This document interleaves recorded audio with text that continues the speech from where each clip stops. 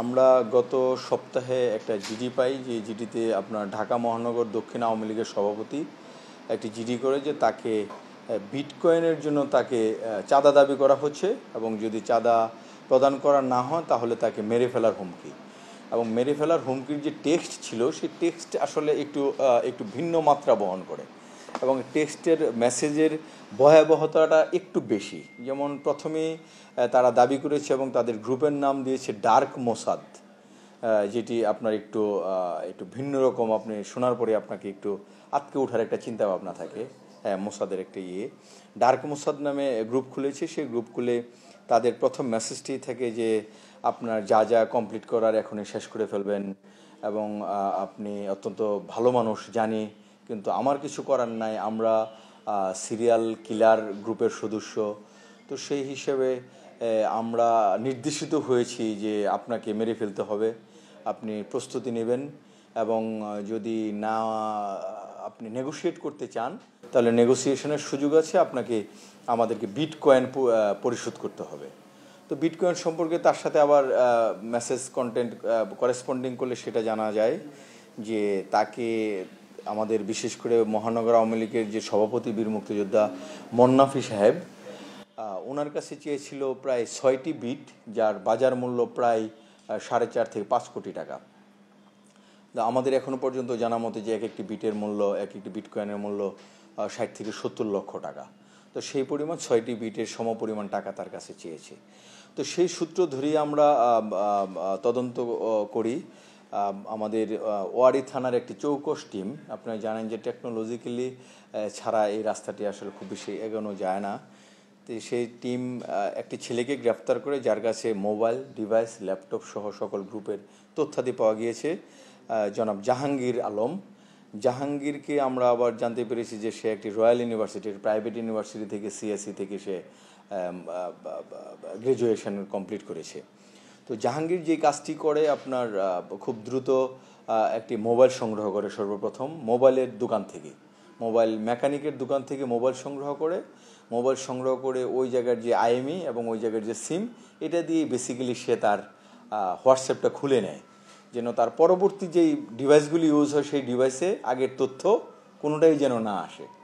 তো সেই পুরাতন তথ্যগুলি নিয়ে সে নতুন আইফোন ইউজ করে, সেই আইফোনে তার এই শুধু জাস্ট কোড ইউজ করা, যে হোয়াটসঅ্যাপের কোড এবং আইএমের যে রেফারেন্স, ওই কোডটি ইউজ করে সে এই মেসেজগুলি দিয়ে থাকে।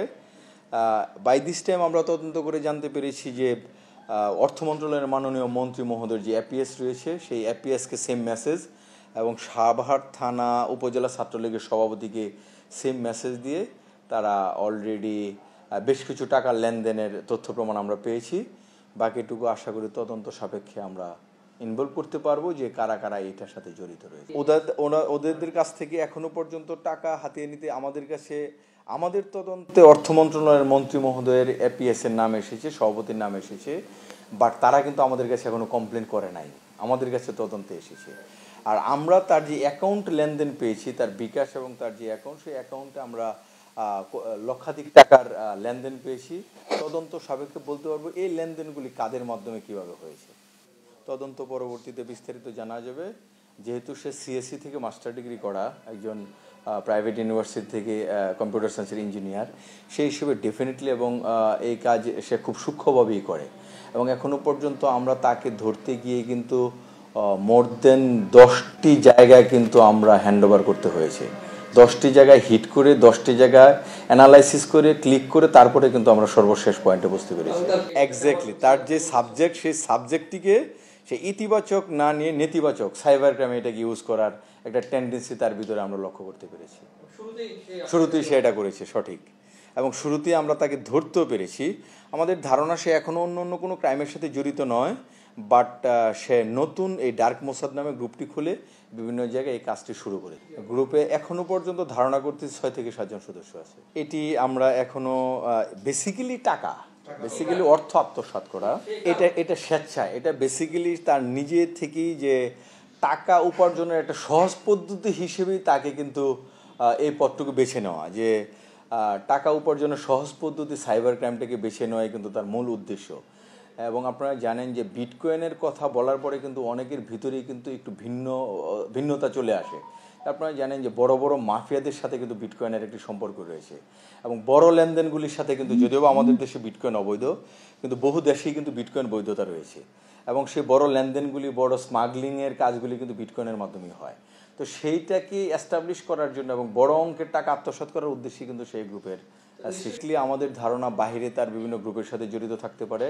আমরা তার 1-2টি হোয়াটসঅ্যাপ গ্রুপ পেয়েছি, সেই গ্রুপগুলি তদন্ত সবাইকে বলতে পারবো বেসিক্যালি কী। পরবর্তীতে আমরা তার বিরুদ্ধে পেনাল কোডের চাঁদাবাজি এবং সাইবার অ্যাক্টের যেই আপনার আত্মগোপন এবং সাইবার ডিভাইস ইউজ করে যেটি হয়, সেই সাইবার আইন এবং পেনাল কোডের ধারায় আমরা মামলা নিয়েছি। মামলা নিয়ে আমরা রিমান্ডের জন্য প্রেরণ করতেছি। রিমান্ড পেলে পরবর্তী জিজ্ঞাসাবাদ করলে হয়তো বা পরবর্তী তথ্যগুলি পাওয়া যাবে।